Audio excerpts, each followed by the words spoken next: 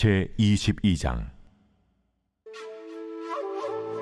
여호와께서 이와 같이 말씀하시되 너는 유다 왕의 집에 내려가서 거기에서 이 말을 선언하여 이르기를 다윗의 왕위에 앉은 유다 왕이 너와 네 신하와 이 문들로 들어오는 네 백성은 여호와의 말씀을 들을지니라. 여호와께서 이와 같이 말씀하시되 너희가 정의와 공의를 행하여 탈취당한 자를 압박하는 자의 손에서 건지고 이방인과 고아와 과부를 압제하거나 학대하지 말며 이곳에서 무죄한 피를 흘리지 말라. 너희가 참으로 이 말을 준행하면 다윗의 왕위에 앉을 왕들과 신하들과 백성이 병거와 말을 타고 이 집 문으로 들어오게 되리라. 그러나 너희가 이 말을 듣지 아니하면 내가 나를 두고 맹세하노니 이 집이 황폐하리라. 여호와의 말씀이니라. 여호와께서 유다 왕의 집에 대하여 이와 같이 말씀하시니라. 내가 내게 길르앗 같고 레바논의 머리이나 내가 반드시 너로 광야와 주민이 없는 성읍을 만들 것이라. 내가 너를 파멸할 자를 준비하리니 그들이 각기 손에 무기를 가지고 네 아름다운 백향목을 찍어 불에 던지리라. 여러 민족들이 이 성읍으로 지나가며 서로 말하기를 여호와가 이 큰 성읍에 이같이 행함은 어찌 됨인고 하겠고 그들이 대답하기는 이는 그들이 자기 하나님 여호와의 언약을 버리고 다른 신들에게 절하고 그를 섬긴 까닭이라 하셨다 할지니라. 샬롬, 반갑습니다. 오늘도 큐티로 여는 기막힌 하루입니다. 오늘 나눈 말씀은 예레미야 22장 1절에서 9절 말씀으로 성읍이 황폐해진 이유라는 제목의 말씀을 나누려고 합니다. 오늘은 예레미야가 왕 앞에 가서 설교하는 명령을 받습니다. 오늘 그 왕 앞에 가서 설교하는 명령으로서 어떤 말씀을 했는지 우리가 그 내용을 살펴보면서 생각해 보도록 하겠습니다. 첫 번째로는 정의와 공의를 행해야 합니다. 3절에 여호와께서 이와 같이 말씀하시되 너희가 정의와 공의를 행하여 탈취당한 자를 압박하는 자의 손에서 건지고 이방인과 고아와 과부를 압제하거나 학대하지 말며 이곳에서 무죄한 피를 흘리지 말라라고 말하고 있습니다. 예레미야는 만약 유다의 왕들이 하나님의 말씀에 따라 약자들을 보살피고 보호해야 그들의 책무를 이행하면 그들의 권세가 계속 보장될 거라고 약속합니다. 그러나 예레미야는 만약 그들이 하나님의 말씀에 불순종해 사회적 공의를 온전히 실행하지 못하면 그들의 왕조를 북방의 대적으로부터 공격을 받아 멸망당할 거라는 경고를 하고 있습니다. 유다 왕들은 자신들의 있는 권세로 행할 수 있는 선이면 무엇이든지 행할 수 있었습니다. 그들은 피해를 입고 있는 자들을 수호하기 위해 정의를 행하고 탈취당한 자를 압박하는 자에서 손에서 건져야 했습니다. 이것이 바로 그들의 지위에서 행할 수 있는 의무인 것입니다. 그리고 세심하게 정의를 보호해야 하는 것이었습니다. 법과 정의를 빙자하여서 압제하고 학대하는 것은 최대의 압제요 최대의 학대였던 것입니다. 부당한 것을 처벌하고 피압제자와 피학대자를 보호해야 하는 것입니다. 이방인과 고아, 과부를 압제해서는 안 됩니다. 왜냐하면 하나님께서는 이들을 각별히 돌보시며 이들을 자기 책임하에 두셨기 때문입니다. 여기서 왕 및 왕과 함께 있는 이들은 사적인 이득을 위해 권력을 사용하면 안 되며 정의와 공의로 다스리라고 말씀을 하고 있습니다. 정의는 하나님의 명령과 판례에 따라 바른 결정을 내리는 것을 의미합니다. 성경에서 말하는 정의란 공동체 내에서 자기 이웃과 올바른 관계를 유지하는 것이나 깨어진 관계를 회복하도록 돕는 사람들의 도덕적 자세를 의미합니다. 이것은 단지 인간과의 관계에서만 적용하는 것이 아니라 하나님의 관계에서도 적용이 되는 것입니다. 하나님께서는 이스라엘 백성에게 정의롭고 공평하게 행동할 것을 요구하셨으며 그것이 하나님의 나라를 세우는 기본이라고 하십니다. 특별히 아모스 선지자는 이스라엘의 죄악들을 지적하며 이스라엘 국가와 사회 안에 공법과 정의가 실종되었음을 고발하였습니다. 아모스 5장 24절에는 오직 정의를 물같이 공의를 마르지 않는 강같이 흐르게 할지어다 라고 합니다. 이스라엘 사람들을 향하여 하나님께 돌아가 공법을 강물같이 흐르게 하고 정의를 계곡의 시냇물처럼 흐르게 하라는 말씀인 것입니다. 정의와 마찬가지로 공의는 하나님의 표준과 도덕적 기준에 따라 옳은 것을 의미하는 것입니다. 공의는 하나님의 속성 중에 하나로서 각 사람을 공평하게 취급하는 데 잘 드러나 있습니다. 하나님은 공의를 굳게 하시지 않으시며 공의로 판단하시고 세계를 심판하고 있는 것입니다.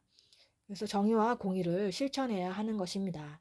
진정한 왕이신 하나님은 유다 왕들이 정의와 공의로 나라를 다스릴 것을 원합니다. 유다가 하나님의 선택을 받은 나라이기 때문에 하나님의 뜻대로 행하는 나라가 되기를 바랬던 것입니다. 약한, 약한 사람을 정의와 공의로 보호하고 하나님과 이웃사랑을 실천하는 공동체가 참된 하나님의 나라가 되는 것입니다.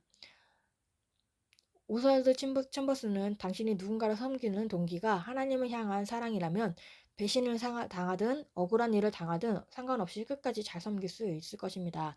섬기게 하는 힘은 주님을 향한 최상의 사랑이라고 말하고 있습니다. 그래서 주님의 사랑과 은혜가 우리 주위에 흘러가도록 우리가 해야 하는 것입니다. 우리도 하나님의 정의와 공의를 실천하면서 하나님의 사랑을 주위에 보이는 사람들이 되어야 합니다. 지금 우리는 우리가 돌봐야 할 지체가 누구인지 살피면서 이웃사랑을 실천하는 오늘 하루가 되었으면 합니다. 적은 질문으로는 주위에 도움이 필요한 지체는 누구인가요?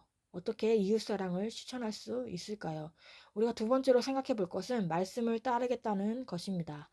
4절과 5절에 너희가 참으로 이 말을 준행하면 다윗의 왕위에 앉을 왕들과 신하들과 백성이 병거와 말을 타고 이 집 문으로 들어오게 되리라. 그러나 너희가 이 말을 듣지 아니하면 내가 나를 두고 맹세하노니 이 집이 황폐하리라. 여호와의 말씀이니라 라고 합니다. 하나님의 말씀을 준행하면 나의 발전이 보장되고 번영을 구가할 수 있다고 합니다. 그렇게 하면 다윗교회의 왕들이 중단되지 않고 왕위를 계속 이어가며 완전한 평온을 누리고 위세를 떨치며 살아가게 되는 것입니다. 예레미야 17장 25절에도 다윗의 왕위에 앉아있는 왕들과 공관들이 병거와 말들을 타고 이 성문으로 들어오되 그들과 유다 모든 백성과 예레미야 주민들이 함께 그리할 것이요 이 성은 영원할 것이라 라고 합니다. 이렇게 정부의 위험을 가장 효과적으로 보전하는 것은 정부가 자기의 의무를 행했던 것입니다. 하나님의 말씀에 순종하게 되면은 이 모든 것들을 누릴 수 있다는 것입니다. 그러나 말씀을 듣지 아니하면 아무리 견고한 성이랄지라도 파멸에 이르게 되는 것입니다. 이렇듯 죄는 비천한 집뿐만 아니라 당당하고 고관대작 같은 큰 집도 파멸에 이르게 되는 것입니다. 길앗은 비옥한 곳이었고 하나님의 축복의 상징이었습니다. 길앗과 레바논은 이 예루살렘 시대에 울창한 수목들로 뒤덮여 있었으며 레바논 역시 물이 풍부했고 커다란 백향목으로 유명했습니다. 백향목은 대부분 성전의 건축과 왕실을 건축에 사용했습니다. 솔로몬도 레바논의 백향목으로 성전과 왕궁을 건축한 바가 있습니다. 이 유대의 재물은 쉽사리 망가지는 것은 하나님의 뜻에 종속되었기 때문입니다. 하나님은 그것들을 주셨지만은 그들은 그분의 선한 것을 깨닫지 못하였습니다. 그래서 길앗같이 비옥한 나라가 광야가 되었고 레바논같이 강한 성들이 거민이 없는 성이 된다고 합니다. 길앗과 레바논의 울창한 숲처럼 예루살렘에 보란듯이 쌓아놓은 분은 다 타버리고 잔해처럼 사라질 것이라고 이야기합니다. 비옥하고 풍성한 길앗과 레바논도 하나님의 말씀을 듣지 않는다면 황폐하게 되어지는 것입니다. 우리도 주님의 말씀에 순종해야 하는 것입니다. 주님의 말씀에 순종하지 않으므로 악한 길에 심판의 길에 가지 않도록 말씀을 듣고 순종하는 삶이 되어야 하는 것입니다. 적은 질문으로는 말씀을 따라 순종하고 있습니까?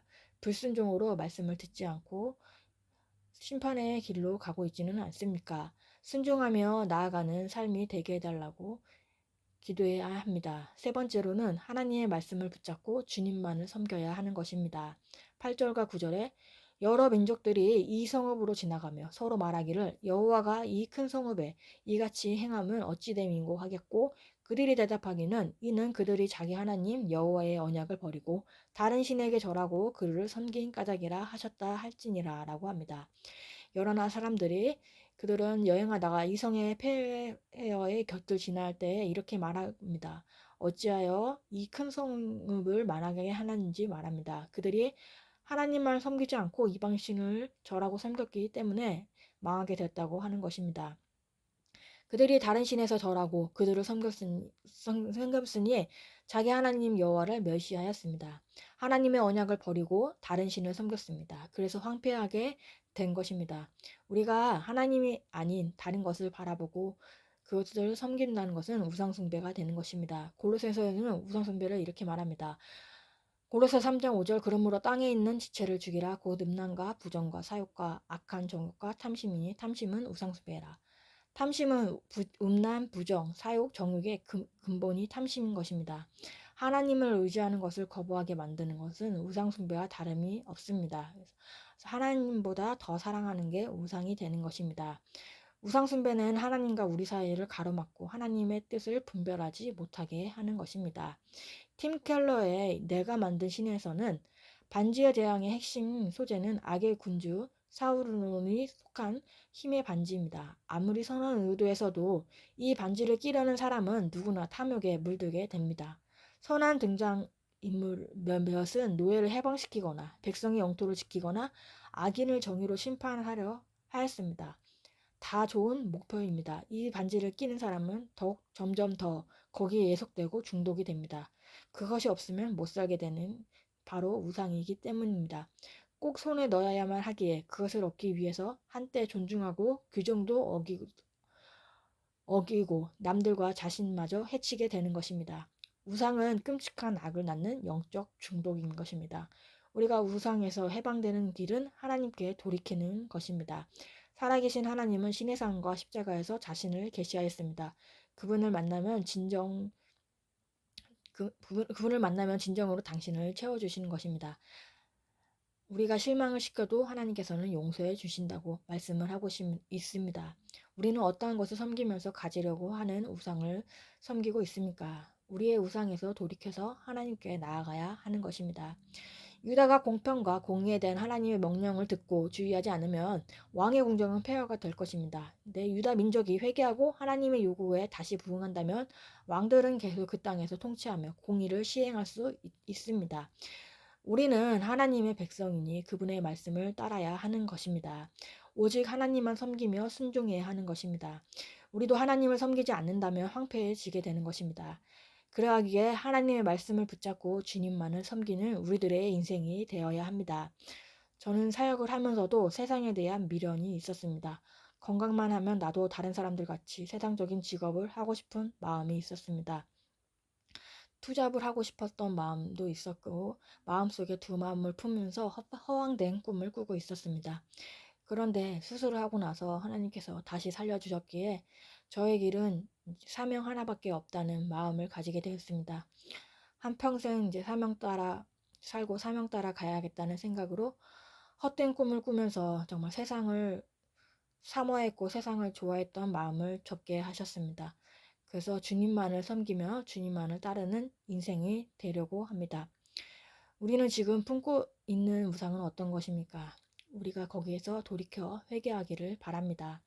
하나님만을 섬기고 순종하는 우리들의 인생이 되길 바랍니다. 매일에 주시는 말씀을 붙잡으며 주님만을 섬기게 해달라고 기도하는 우리가 되기를 바랍니다. 적용 질문으로는 우상을 섬기기에 내가 속한 가정, 직장, 공동체가 황폐해지고 있지는 않습니까? 말씀을 붙잡고 주님만을 섬기는 삶이 되게 해달라고 하기를 바랍니다. 10월 17일 보수산자입니다. 교회를 살아있게 하는 힘, 가정을 살아있게 하는 힘은 고통받는 한 사람의 기도입니다. 다 같이 기도하겠습니다. 하나님 아버지 감사합니다. 오늘도 말씀을 허락해 주심에 감사합니다.